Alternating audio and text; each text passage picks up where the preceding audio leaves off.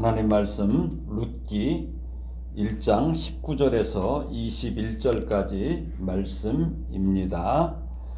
함께 봉독하겠습니다. 이에 그 두 사람이 베들레헴까지 갔더라. 베들레헴에 이를 때에 온 성읍이 그들로 말미암아 떠들며 이르기를 이가 나오미냐 하느니라. 나오미가 그들에게 이르되 나를 나오미라 부르지 말고 나를 마라라 부르라. 이는 전능자가 나를 심히 괴롭게 하셨음이니라. 내가 풍족하게 나갔더니 여호와께서 내게 비어 돌아오게 하셨느니라. 여호와께서 나를 징벌하셨고 전능자가 나를 괴롭게 하셨거늘 너희가 어찌 나를 나오미라 부르느냐 하니라.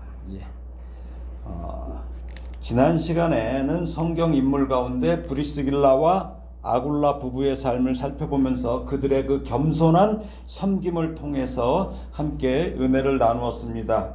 그리고 오늘은 갑자기 닥친 불행이 멈추지 않고 계속 이어질 때, 그때서야 하나님께 돌아오는 한 여인의 슬프고도 이 기구한 운명을 살펴보면서 하나님을 믿는 성도가 이 닥친 이 불행 앞에서 하나님은 어떤 존재인지를, 또 우리가 해야 할 것은 무엇인지 이렇게 되돌아보고 점검하는 시간이 되기를 바랍니다. 이 룻기는 룻이라는 여인에 대한 기록이에요.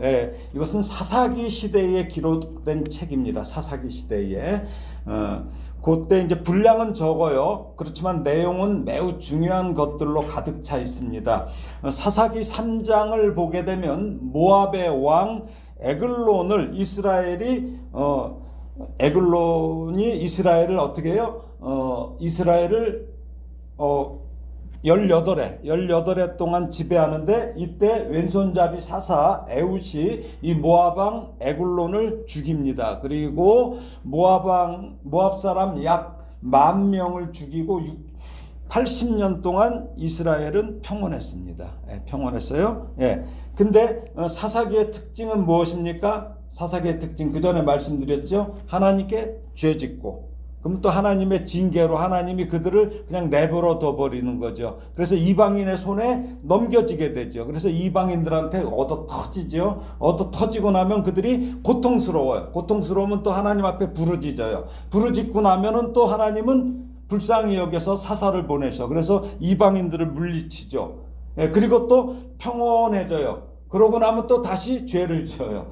이게 반복되는 게 사사기예요. 사사기의 내용이에요. 자, 그러면은 룻기에서 어떤 일이 나오나 볼까요? 자, 룻기 1장 1절에서 5절까지 읽어볼 거예요. 앞에 화면을 보고 같이 읽으시면 됩니다. 시작. 사사들이 치리하던 때에 그 땅에 흉년이 드니라. 유다 베들레헴의 한 사람이 그의 아내와 두 아들을 데리고 모압 지방에 가서 거류하였는데, 그 사람의 이름은 엘리멜렉이요 그의 아내의 이름은 나오미요 그의 두 아들의 이름은 말론과 기련이니 유다 베들레헴 아브랏 사람들이더라. 그들이 모압 지방에 들어가서 거기 살더니 나오미의 남편 엘리멜렉이 죽고 나오미와 그의 두 아들이 남았으며, 그들은 모압 여자 중에서 그들의 아내를 맞이하였는데 하나의 이름은 오르바요 하나의 이름은 룻이더라. 그들이 거기에 거주한 지 10년쯤에 말론과 기련 두 사람이 다 죽고 그 여인은 두 아들과 남편의 뒤에 남았더라. 그러니까 여인 홀로 남았다는 거죠. 룻기의 배경이 언제예요? 사사들이 치리하던 때, 그러니까 사사시대라는 얘기죠. 그런데 그 땅에 흉년이 들었다고 나와요. 그렇다면 이 흉년은 어떤 거예요? 자연재해인가요?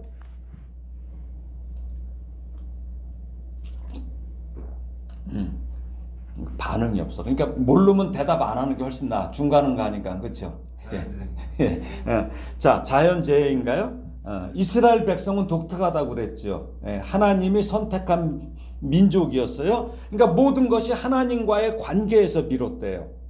하나님은 이스라엘 백성과 맺은 언약이 있어요. 레위기 26장에서. 그래서 그들이 하나님과의 그 계약이죠. 계명을 지키지 않을 경우 하늘 문을 닫아버린다고 그랬어요. 그래서 비를 내리지 않고 땅에 소출을 없게 해서 기근이 들게 하겠다고, 흉년 들게 하겠다고 분명히 말씀을 하셨어요. 그러자 그러니까 그렇게 되니까 여기 유대 여기 베들레헴에 사는 엘리멜렉과 나오미 부부, 그 다음에 두 아들 말론과 기럨, 이렇게 4명 한 가족이 흉년이 드니까 어떻게, 그 땅에선 살 수가 없으니까 고향을 떠나 어디로 가요? 모압 땅으로 이사를 하는 거야. 이제 모압 땅으로 이민 가는 거죠. 다른 나라니까 이민 가요. 그러니까 이렇게 이사한 이유는 뭐예요? 흉년이 들어서 살 길이 막막했기 때문이에요. 흉년이 들어서.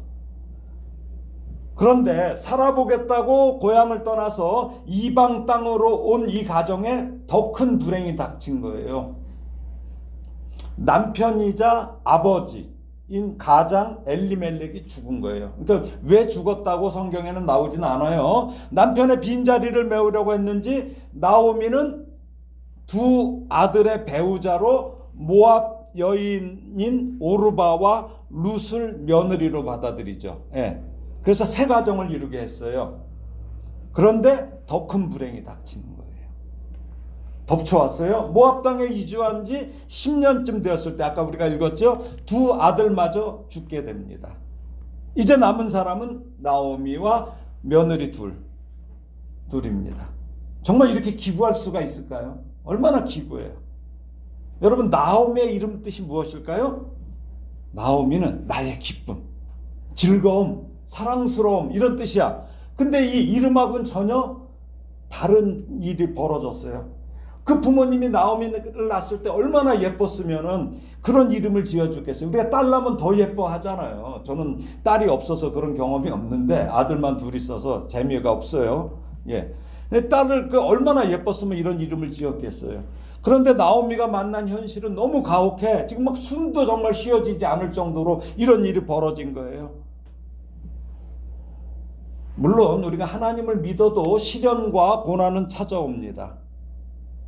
그 어려움이 죄로 인한 것인지 아니면 하나님의 영광을 위한 것인지, 시련이나 고난에는 반드시 원인이 있어요. 그렇다면 나오미의 이 인생은 10여 년 사이에 무슨 원인이 있기에 이렇게 큰 그렇게 고통과 시련을 만났을까요? 이건 이제 크게 두 가지로 얘기할 수 있어요. 자, 먼저는 뭐냐면 나오미 남편의 중대한 잘못이에요. 남편 엘리멜렉의 잘못이에요. 베들레헴의 뜻이 뭐냐면 벳하면 집이라는 얘기예요. 레헴은 뭐냐면 우리는 떡집이라고 하는데 그쪽은 밀가루로 빵을 먹기 때문에 원래는 빵집이라는 얘기예요. 그러니까 어때요? 베들레헴의 뜻은 빵집이야. 그렇다면 빵이 있어야 되잖아요. 베들레헴에 빵이 있어야 되는데 빵집이라는 곳에 빵이 없을 정도로 흉년이 들었다는 거예요. 그러므로 베들레헴에 흉년이 든 것은 그들의 죄로 인해서 하나님이 징계를 하신 거죠. 하나님이 징계를 하신 거예요. 왜? 하나님과의 그 계명을 안 지키니까 하늘문을 닫아버리시겠다고. 그랬기 때문에. 자, 그래서 징계를 하시는데 사사기 17장 6절에 보면은 이런 말이 나와요. 그때에 그 사사들이 다스릴 때는 이스라엘에 왕이 없었다고 해요. 이스라엘은 왕이 없어요. 옆에 나라들은 다 왕이 없는데 이스라엘은 왕이 없어요. 왜 없어요? 하나님이 왕이니까. 하나님을 왕으로 모셔야 되는데, 우리 아까 저기 38장 불렀죠. 예수 우리 왕이요. 하나님을 왕으로 모셔야 되는데 뭐라고 하냐면 왕이 없었으므로 사람마다 자기 소견에 옳은 대로 행하였더라. 그러니까 자기 맘대로 다 옳은 대로 행해요. 왕이 없으니까. 아니, 하나님을 왕으로 모시지 않았다는 거예요. 그리고 인간들 각자가 왕이 된 거예요. 자기 소견에. 그러니까 각자가 왕이야. 가정에서는 두 부부가 서로 왕이야. 두 부부가 서로 왕이면 어떻게 돼요? 왕왕되죠? 서로 왕왕될 거 아니에요. 거기다 아이가 많을수록 왕은 더 많아져.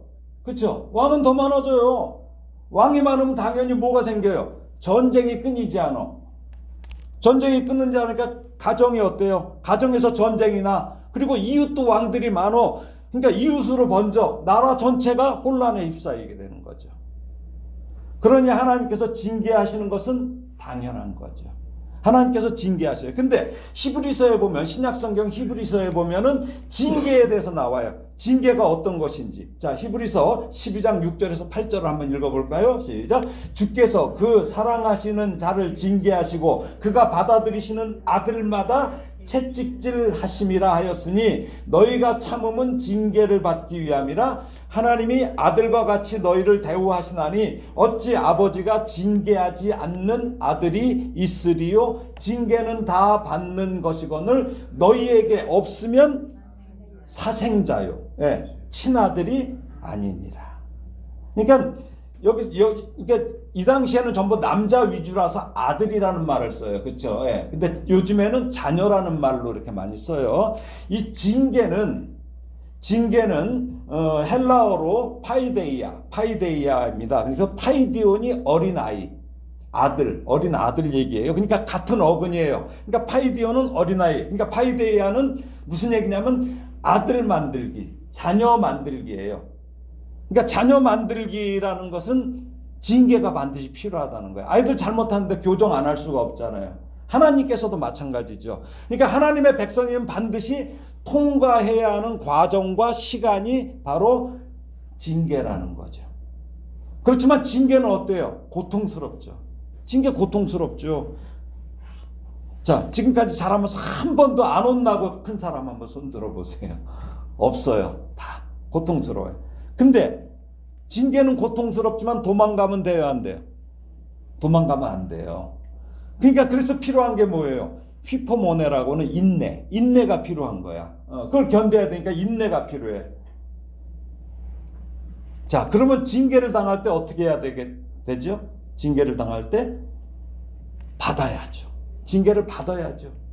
다 받는 것일 거 놀게잖아. 징계를 받으면 어떻게 해야 돼? 속히 회개해야 돼. 그런데 나오미의 남편 엘리멜렉은 거기에 징계를 받지 않고 자기들만 잘 먹고 잘 살려고 재물을 다 팔은 거야. 자기 땅하고 이런 걸 다 팔아서 모압 땅으로 도주한 거예요. 그러니까 치사한 거죠. 징계를 받아야 되는데 하나님의 징계를 거부하고 도망간 거예요. 근데 하나님의 징계는 피할 수가 없습니다. 사사시대에 그 땅에 내린 흉년은 이스라엘 백성이 하나님을 떠나 우상 숭배를 했기 때문에 내린 징계였어요. 그런데 나오미의 남편은 그 징계를 피하려고 이방 땅으로 갔어요. 자, 하나님이 어떤 분이신가 볼까요? 이 징계에 대해서 뭐라고 말씀하시나? 엄청 무서우셔요. 하나님의 자녀에 대해서 그렇습니다. 예레미야서 11장 9절에서 12절입니다. 한번 읽어보겠습니다. 여호와께서 또 내게 이르시되 유다인과 예루살렘 주민 중에 반역이 있도다. 그들이 내 말 듣기를 거절한 자기들의 선조의 죄악으로 돌아가서 다른 신들을 따라 섬겼은즉 이스라엘 집과 유다 집이 내가 그들의 조상들과 맺은 언약을 깨뜨렸도다. 그러므로 나 여호와가 이와 같이 말하노라. 내가 재앙을 그들에게 내리리니 그들이 피할 수 없을 것이라. 그들이 내게 부르짖을지라도 내가 듣지 아니할 것일즉 유다 성읍들과 예루살렘 주민이 그 분향하는 신들에게 가서 부르짖을지라도 그 신들이 그 고난 가운데서 절대로 그들을 구원하지 못하리라. 예. 그러니까 철저하게 회개하라는 거예요. 울부짖지만 말라는 거죠. 우리가 때릴 때 부모가 만약에 채찍질을 해요. 그럼 어떻게 해요? 매를 때릴 때 울기만 하면 돼요. 어떻게 해야 돼요? 부모가 잘못했어요 소리가 나와야 되고 그게 교정이 돼야 되잖아요. 그러니까 이스라엘 백성들은 뭐예요? 울부짖기만 하면 안 된다는 거죠. 그 도망갈지라도 안 된다는 거예요. 또 남유다도 이제 멸망했을 때 남은 자들이 애굽으로 도망가려고 그래.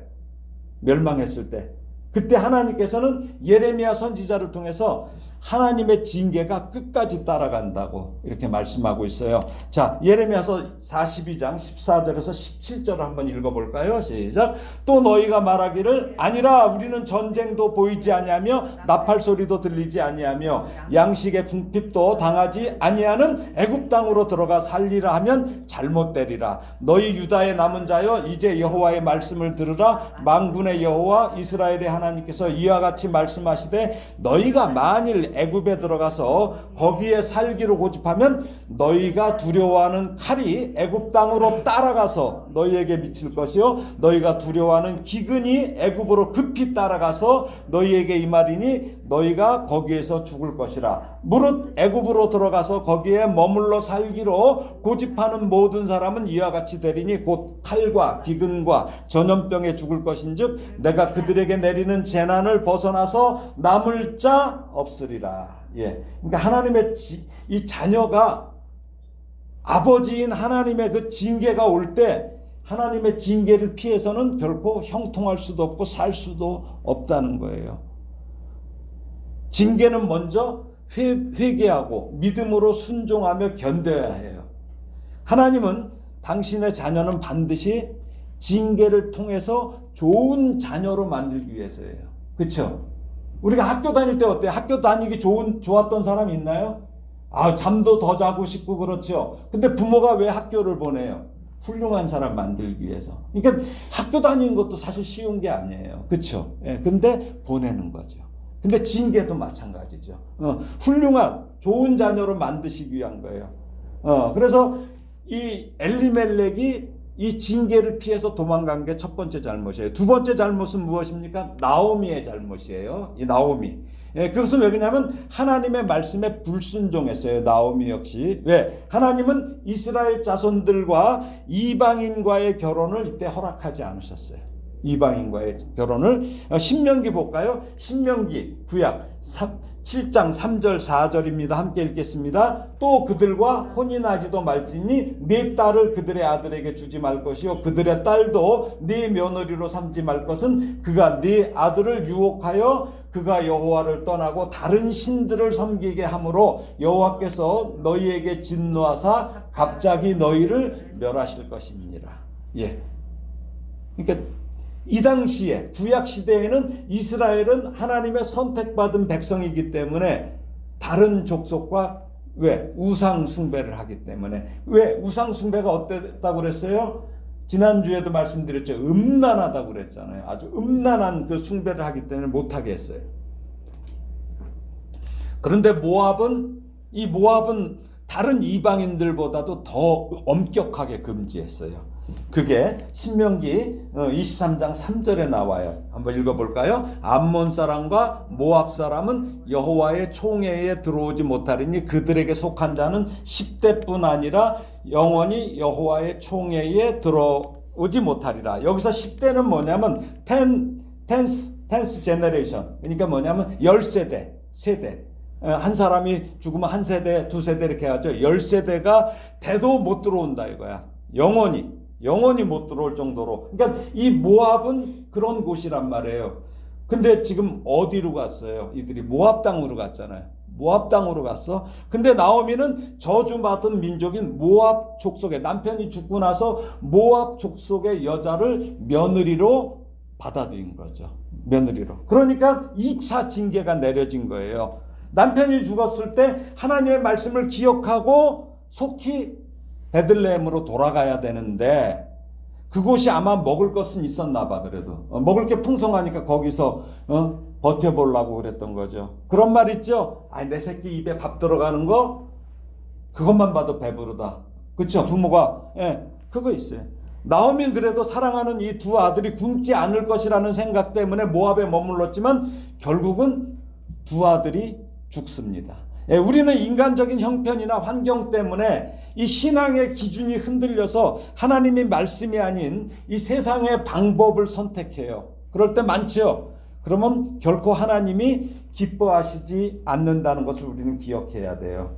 그런데 나오미는 어때요? 바로 돌아오지 않고 그곳에 더 머물렀던 거죠. 얼마나 많은 생각했겠어요. 그곳에 머물르면서 얼마나 많은 질문을 하나님께 했겠어요. 여러분 언제 하나님께 기도하며 질문합니까? 하나님이 아니더라도 우리가 기도해요. 나름대로 자기가 알고 있는 신한테 기도해요. 언제 해요? 좋을 때예요? 힘들 때예요? 힘들 때예요. 힘들 때. 아니 제가 묻는 가벼운 질문 이런 기도가 아니라 정말 무겁고 심각한 기도를 언제 하냐는 얘기예요. 힘들 때. 평안할 때 하지 않아요. 예? 평안할 땐 지 잘난 맛에 살아. 자기가 잘나서 잘 되는 줄 알고 내 능력이 잘 돼서 뭐가 되는 줄 알고. 근데 괴롭고 힘들 때 고난이 극심하면 하나님을 믿지 않는 자들도 하나님께 질문하죠. 예? 아니 막 태풍 불어봐. 아니 하늘이 무심하지 왜 이러냐고 막 그러죠. 또 아니 하나님 내게 왜 이러세요? 이런 많이 하시죠. 아니 어쩌라고요? 많이 하죠. 모든 사람은 때로 상처를 받는다. 그리고 상처를 받으면 우리 대부분은 기도하기 시작한다고 미국의 마이클 스트라이프 그 목사님이 얘기했어요. 그렇죠? 상처를 받으면 대부분 기도의 자리로 가요. 그러니까 하나님은 이렇게라도 당신께 질문하기를 원하시는 거예요. 당신께 질문하기를 원하시는 거야. 따지든 뭐하든 질문하기를 원하시는 거예요. 자기의 잘못을 일단 인정하지 않더라도 하나님께 질문하기를 원하십니다. 아마 나오미도 자기 남편 두 아들이 죽었을 때 그런 질문을 숱하게 했을 거예요. 베들레헴이 살 수 없는 지경이 돼서 이곳 모압에 왔는데 그러면 거기서 살 수 있게 좀 흉년도 안 들게 하시지 왜 뭐 이러면서 뭐 숱하게 했을 거예요. 어떻게 남편을 데려갈 수 있습니까? 이때 남편이 50이 안 된 것 같아요. 50이 안 된 것 같아요. 일찍 결혼하거든요. 그 당시에 뭐 10대에 결혼을 하니까. 우리나라도 그랬죠. 춘향전 보면은 춘향이가 보통 16살 이때, 그때 이제 몽룡이를 만나고 그러죠. 예. 그러면 됐지요. 하나님 두 아들까지 데려가시면 저는 어떻게 살아야 하는지 알려주세요. 하나님한테 계속. 그런데 하나님은 대답하지 않으십니다. 아니 하나님의 대답은 침묵으로 하신 거예요. 하나님은 침묵으로. 그런 날이 하루, 한 달, 아니 얼마가 지났는지 몰라요. 그런데 이제 고향의 소식이 들려와요. 고향의 소식이 룻기를 보면은 룻기 1장 6절에서 10절 보면 고향이 어떤지 나옵니다. 한번 읽어볼까요? 그 여인은 누구예요? 나오미예요. 시작. 그 여인이 모압 지방에서 여호와께서 자기 백성을 돌보시사 그들에게 양식을 주셨다 함을 듣고 이에 두 며느리와 함께 일어나 모압 지방에서 돌아오려 하여 있던 곳에서 나오고 두 며느리도 그와 함께 유다 땅으로 돌아오려고 길을 가다가 나오미가 두 며느리에게 이르되 너희는 각기 너희 어머니의 집으로 돌아가라. 너희가 죽은 자들과 나를 선대한 것 같이 여호와께서 너희를 선대하시기를 원하며 여호와께서 너희에게 허락하사 각기 남편의 집에서 위로를 받게 하시기를 원하노라 하고 그들에게 입맞춤에 그들이 소리를 높여 울며 나오미에게 이르되 아니니이다. 우리는 어머니와 함께 어머니의 백성에게로 돌아가겠나이다 하는지라. 예. 그러니까 하나님께서 자기 백성을 돌보사 그들이 울부짖으면서 회개했다는 거죠. 그러니까 양식을 주셨다는 거예요. 흉년이 풀어졌다는 거예요. 그러니까 이스라엘 백성들이 회개하면서 하나님께 부르짖었을 거예요. 그들의 부르짖음을 들으신 하나님이 그것을 회복시키셨다는 소식을 들었어요. 물론 나오미는 돌아간다고 해도 자기가 살 수 있는 특별한 방법이 없어요. 뭐 땅 다 남한테 넘기고서 왔는데 뭐가 있겠어요. 그렇지만 돌아가기로 결정합니다. 돌아가기로. 그렇죠? 이때 큰 며느리 오르바와 둘째 며느리 룻에게 각자 친정으로 돌아가서 좋은 사람 만나 재혼하라고 지금 나오미가 말해요. 재혼하라. 이때 며느리가 20대에서 30 전이에요. 30 전 나이 때가. 그러니까 여기서 근데 두 며느리의 성품이 나타나죠. 예. 그들은 죽은 그 자들, 그러니까 나오미의 아들, 그 아들들은 물론 시어머니인 자신을 선대했다. 아주 잘 대해줬다는 얘기죠. 예. 아주 그렇게 선대했다고 나오미가 말해요. 그래서 나오미는 이제 가만히 생각해 보니까 이 며느리들이 거기까지 올 일이 아니야. 그냥 거기서 재혼하라고 얘기를 하는 거예요. 두 며느리를 놓아주려고 합니다. 사실 아까 말씀드린 20대 초중반으로 추정되는데 그런 나이에 그녀들에게는 유다 땅이 타국이에요.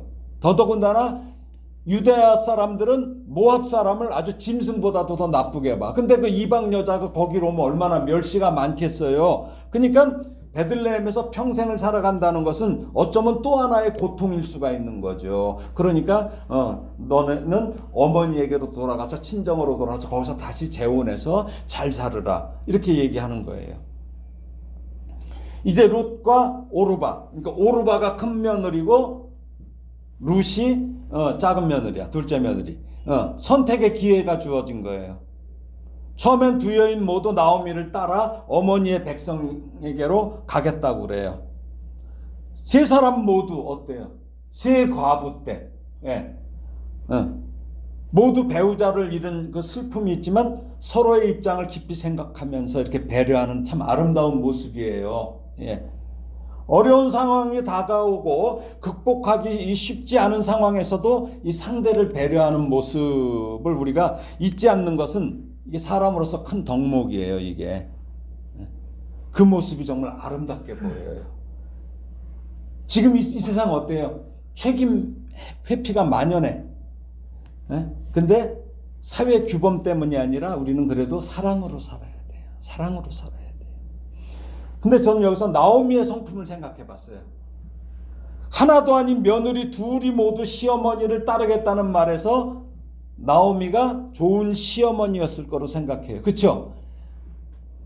그 말 나오기만 기다렸을 거 아니야. 나쁜 시어머니라면 야 니네 돌아가 그러면 네 안녕히 계세요 하고 했을 텐데 어때요? 같이 가겠다고 하잖아요. 그러니까 시어머니 나오미 성품이 참 좋은 성품이었음을 우리가 짐작할 수 있어요. 세 명 모두 배우자를 잃은 슬픔이 있던 나오미는 셋을 한꺼번에 잃었어. 며느리는 하나씩밖에 안 잃었지만 셋을 한꺼번에 잃었어요. 여자들 그잖아요. 남편보다도 자녀 죽는 게 더 힘들어 하잖아요. 자녀를 잃는 게. 근데 나오미는 자신보다 어린 두 며느리의 앞길을 먼저 생각하면서 그들을 보내주려고 지금 하고 있어요. 나오미의 이런 아름다운 모습을 보면서 오늘날 저는 이 교회의 모습을 이렇게 돌아보게 돼요. 많은 성도들이 자신은 다른 지체를 사랑하지도 존중하지도 대접하지도 않으면서 다른 사람이 자신을 사랑하고 이렇게 존중하며 대접해 주기를 바라요. 이게 교회 안에서 아주 비일비재예요. 그러다 보니까 교회가 온통 어떤 사람들로 가득 차 있어? 사랑받지 못한 사람. 오히려 교회에 와서 존중받지 못한 사람, 대접받지 못한 사람으로 가득하게 되고 갈등과 다툼이 잦아요. 교회 내에서도 심각해요. 그런데 문제는 이런 일이 교회 안에 머무르면 저는 그나마 다행이라고 생각해. 교회 밖에 나가서도 그 버릇을 놓지 못한다는 거야. 교회 다니는다는 사람들이. 이제는 누군가가 먼저 손을 내밀어야만 합니다. 그래서 비록 사랑받지 못했을지라도 먼저 사랑하고 존중받지 못했을지라도 먼저 존중하며 대접받지 못했을지라도 먼저 대접해야 돼요. 대접받기를 원하면 예수님도 그랬죠. 먼저 대접하라고 그러시죠. 예? 제발 이 노래 부르지 마세요. 이거 교회에서 잘못된 노래. 어떤 거야? 당신은 사랑받기 위해 태어난 사람 아닙니다. 여러분은 이미 하나님의 사랑을 받고 태어난 사람이에요. 예? 그래서 사랑을 전하고 사랑을 주기 위해서 살아야 하는 존재가 여러분이에요. 근데 맨날 사랑받기 위해서 달라 하니까 지금 달러 값이 자꾸 올라가잖아. 예? 달라 하지 말고 주고 또 주어야 돼요. 예? 우리는 주는 사람이에요. 주는 존재예요. 예? 뭘 달라고 그래, 달라고. 그런 성도가 되기를 모든 것을 주신 우리 예수님의 이름으로 축원합니다. 내가 먼저 손을 내밀어야 돼요. 먼저 다른 사람을 사랑으로 존중하며 대접할 때 혹시 그것이 아무 반응이 없고 때로는 역효과가 날지라도 낙심치 마세요. 계속 사랑하기를 바랍니다. 왜 그래요? 하나님께서 우리는 하나님의 자녀는 사랑을 하라고 그렇게 주셨기 때문에. 우리 대본은 뭐야? 우리 대본은 야 너는 제가 너 때려도 사랑하라고 대본을 그렇게 주셨어. 그럼 배우가 그 대본대로 살아야지. 때리면 대본 확 던져버리고 같이 때리면 돼야 안 돼요. 대본에 충실하지 않으면 아니 상을 못 받아. 저기 그 뭐 우리나라도 뭐 청룡상 이런 거 못 받아. 배우로서도 안 되죠. 예. 우리는 주라고 하는. 난 그래서 부산이 참 멋있어요. 부산 뭐 야구할 때 보면 그 공이 날아가면 뭐 그 얘기 있죠. 어른이 딱까지 뭐라 그래요? 아 주라, 아 주라, 애기 주라고 공을. 예. 부산에 그 야구장에 가면 그래요. 공을 이게 파울볼이 날라오면 딱 받았어. 그럼 옆에서 아 주라 그래. 애 주란 얘기야. 너 갖지 말라고. 예? 그거라도 부산스러워야지. 예? 여러분, 우리는 계속 사랑해야 돼요. 예. 그런데 나오미는 이 대답하지 않으시는 하나님의 대답을 들은 거야. 어떻게 들었을까요? 이 얘기죠. 룻기 1장 13절에 하반절에 보니까 여호와의 손이 나를 치셨으므로 나는 너희로 말미암아 더욱 마음이 아프도다. 이렇게 얘기해요. 나오미는 자신이 지금까지 당한 고통, 즉 유대 땅 베들레헴에서의 흉년으로 인한 고통과 모압 땅에서의 남편을 사별한 아픔과 두 아들이 앞서 죽어서 가슴에 묻은 이 슬픔과 이제는 초라한 모습으로 고향에 돌아가야 하는 이 부끄러움, 이 모든 고통이 다 하나님께로부터 온 것임을 인정하고 있어요. 이것은 뭐냐면 나오미가 고통 가운데 하나님께 여쭙고 또 여쭙는 과정에서 아무 대답이 없이 침묵하셨던 하나님의 대답을 들은 고백이에요. 이처럼 고통은 하나님께 끝없이 질문하게 하는 중요한 섭리의 방편입니다. 그래서 고통은 믿는 자들을 더욱 성숙하게 하며 전능하신 하나님을 더욱 의지하게 만드는 좋은 수단이 되는 것입니다. 나오미는 하나님께서 주신 고통을 통해서 더욱 성숙해졌을 거예요. 그러면서 하나님을 더욱 의지하는 모습으로 변한 것이에요. 그런데 나오미는 하나님의 대답을 들은 후에 며느리들에게 뭐라 그래요? 더욱 안타깝고 그 미안한 마음을 전달해요. 뭐라 그래요? 나는 너희로 말미암아 더욱 마음이 아프도다.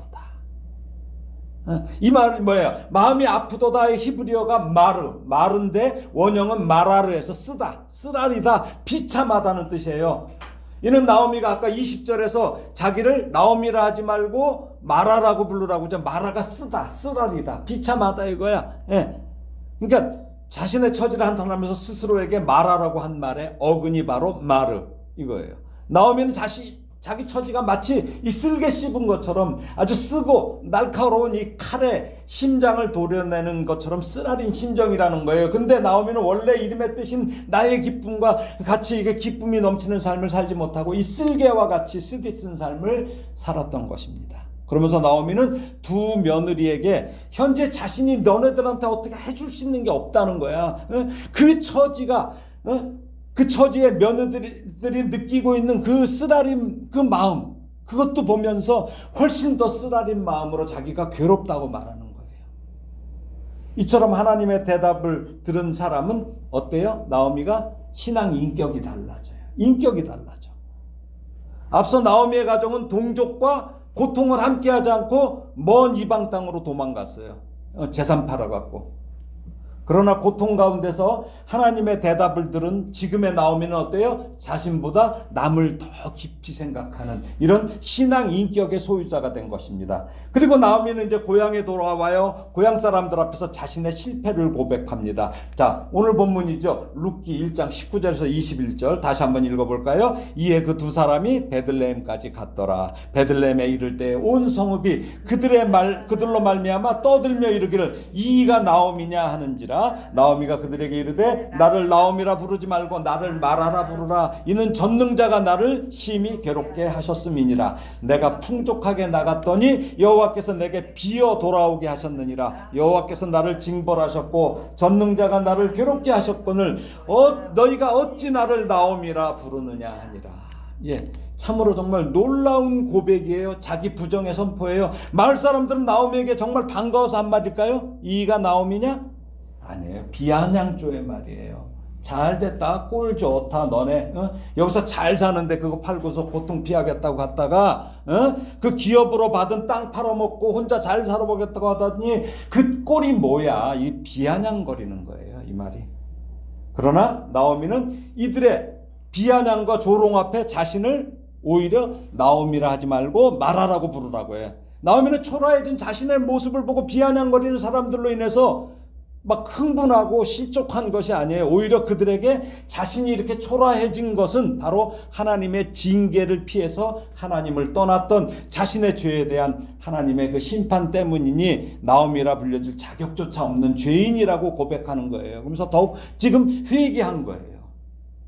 그렇습니다. 이 참된 회개란 바로 이런 거예요. 사람들의 멸시와 조롱을 두려워하거나 그로 인해 분노하는 것이 아니에요. 오히려 그런 멸시와 조롱을 자신의 죄에 대한 그 마땅한 대가로 여기며 더욱 깊이 자신의 죄를 반성하는 것이 참된 회개입니다. 그런데 회개를 하고도 조롱과 멸시를 두려워하거나 또 그로 인해서 분노한다면 그것은 어때요? 참된 회개라고 할 수가 없다는 거죠. 그것은 회개가 아니라 단지 후회 정도는 돼. 후회. 그래서 어떤 가수도 후회하지 말아요 이런 노래도 하죠. 예, 후회야 후회. 예? 아니면 가식적인 행동에 불과한 거예요. 자신의 죄를 뉘우친다고 하면서 죄에 대한 책임은 지려고 하지 않는다면 그것은 결코 참된 뉘우침도 회개도 아니에요. 정치인들 많이 하죠. 뭐 하면 잘못했다고 그래. 근데 그 대가는 받으려고 안 하죠. 잘못했다고 하고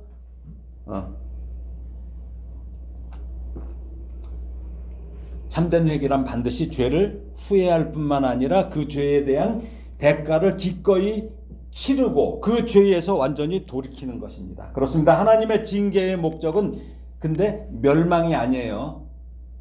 회개와 신앙적인 성숙입니다. 나오미는 베들레헴 사람들에게 자신은 하나님께 징벌받은 이 죄인이기 때문에 기쁨과 달콤함을 뜻하는 이 나오미라고 불려줄 자격이 없으니 고통, 씀을 뜻하는 마라라고 부르라고 그래. 그러니까 니네가 계속 너는 쓸개야, 너는 아주 쓰디써 이렇게 막 맨날 불러도 자기가 다 받아들이겠다는 얘기예요. 이게 뭐예요? 참된 회개가 있었다는 말이죠. 나오미는 환난과 고통을 당하면서 그것이 자신의 죄악으로 인해서 하나님께서 내리시는 징벌이라는 사실을 깨닫고 그러한 고통을 받아 마땅한 자신의 죄악을 깊이 뉘우쳤다는 거예요. 그러니까 지금 한 번이 아니라 계속 나한테 그렇게 조롱을 해도 내가 받아들이겠다는 얘기예요.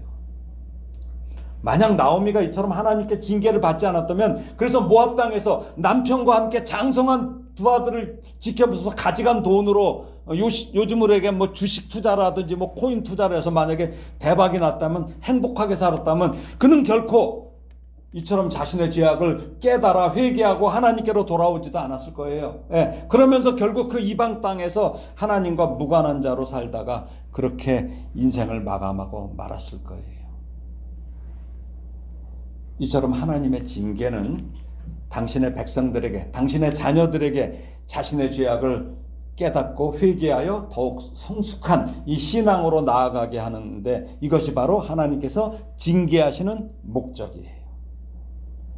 결코 당신의 백성을 멸망시키려 징계하시는 것이 아니에요. 당신의 자녀로 만드시는 과정이에요.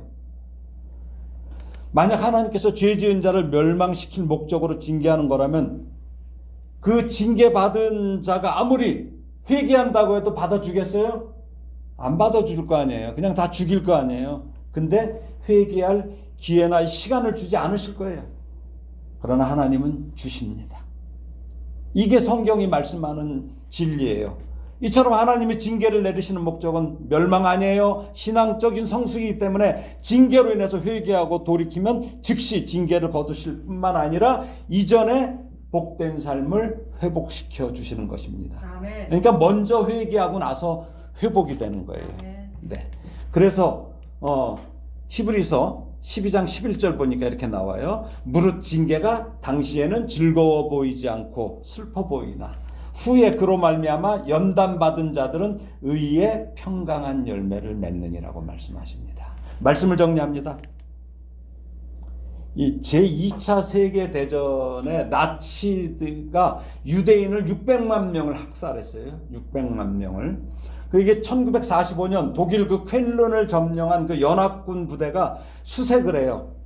뭐 이렇게 독일군 폐잔병들이 숨어 있나 수색을 해요. 그래서 한 가옥의 지하실에 들어가요. 막 흙더미에 이렇게 쌓인 곳에. 그곳은 근데 나치 독일의 그 독일의 눈을 피해서 유대인이 숨어 지냈던 좁고 축축한 공간이었어요.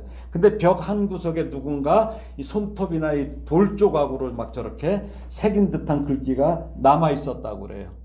뭐라고 하냐면 이 글귀의 내용이 뭐냐면 나는 태양을 믿는다.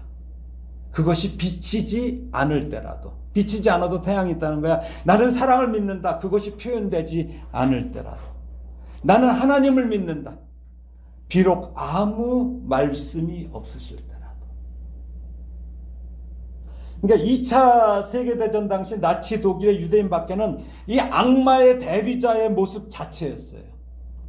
그런 지옥 같은 상황에서 유대인이 캄캄한 지하실에 혼자 숨어서 거기서 겨우 끼니를 연명하면서 영육이 찢겨지는 이런 고통에 시달면서도 이 유대인은 침묵으로 말씀하시는 하나님과 대화를 한 거예요. 이 하나님과 대화를 한 거예요. 그래서 2차 세계대전 이후에 신학자들이 그 아우슈비츠 그 포로 수용소에서 그렇게 많은 사람을 기름을 짜고 비누를 만들고 사람을 죽여갖고 뭐라고 했냐면 정말 이 아우슈비츠 이후에도 하나님은 계시는가 하는 질문을 많이 했어요. 정말 하나님이 있다면 어떻게 이런 일이 벌어질 수 있냐 이거죠. 근데 이 글이 그 질문에 대한 강력한 대답 중 하나가 된 거예요. 이 사람은 거기서 그렇게 고통을 받으면서 이런 글을 쓴 거예요. 이것은 하나님이 말씀하시지 않는 것 같아도 그분이 계시지 않는 것은 아니다 라는 고백이기 때문이에요. 말씀하시지 않는 것 같은데 안 계신 게 아니라는 거죠. 내가 다음 이제 조만간에 이제 그 침묵으로 말씀하시는 하나님이라는 그 내용을 갖고 다시 한번 말씀을 드릴 거예요. 제가 그 책을 읽으면서 엄청 그 감동을 받았는데, 사람은 누구나 죄에서 자유로울 수 없습니다. 요즘 많은 유명한 목회자들의 실족을 봐요. 교회가 무너지는 걸 봐요. 여러분들 어떤 마음 가지세요? 비난하십니까?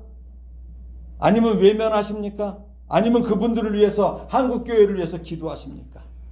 오늘 나오미의 고통을 보고 이렇게 살펴보면서 여러분 하나님께 어떤 질문에 기도를 하시며 어떤 대답을 듣기 원하십니까? 어떤 대답 듣기 원하세요? 여러분 고통스러우면 고통스러운 대로 비명 지르세요. 하나님께. 왜 나한테 그러냐고 막 화도 내세요. 울기도 하시고 분노도 표출하세요. 나오미도 그랬을 거예요. 그런데 그 가운데서 우리가 붙잡을 것은 하나님은 옆집 아저씨가 아니라 가장 좋으시고 가장 우리를 사랑하시며 가장 능력 있는 하나님 아버지라는 사실을 믿는 믿음입니다. 이 믿음으로 하나님의 임재를 깊이 느끼시는 올해가 되고 여러분의 삶의 전체가 되기를. 겟세마네 동산에서 하나님께 기도했을 때 하나님이 그때도 침묵으로 계셨어요. 응답 안 하셨어요. 그렇지만 그 아버지의 뜻을 그때 아빠 아버지라고 부르잖아요. 예. 부르면서 그 아버지 하나님의 뜻을 따랐던 그 예수님의 이름으로 축원합니다. 기도하겠습니다. 하나님 아버지 은혜를 감사합니다. 우리는 늘 수많은 고통과 슬픔 속에서 하나님께 많은 질문과 기도를 드리지만 하나님의 침묵을 마치 하나님이 계시지 않은 것이라며 의심하고 좌절할 때가 많습니다. 그러나 하나님은 우리의 기도를 들으시지만 때로는 우리가 원하는 응답보다 더 깊은 임재를 주기를 원하신다는 피트 그리그의 말처럼 그런 순간에도 하나님의 임재를 느낄 수 있는 믿음을 허락하여 주시기를 바랍니다. 그러니 힘들고 어렵더라도 포기하지 말게 하시고 하나님께 나오는 우리 성도들 되게 하여 인도하여 주시옵소서. 그리하여 세상의 계산에 너무 민감하여 하나님의 임재에 둔감하지 않게 하시고 하나님께 집중하여 그 풍성하신 은혜 안에 머물기를 예수님의 이름으로 기도합니다. 아멘.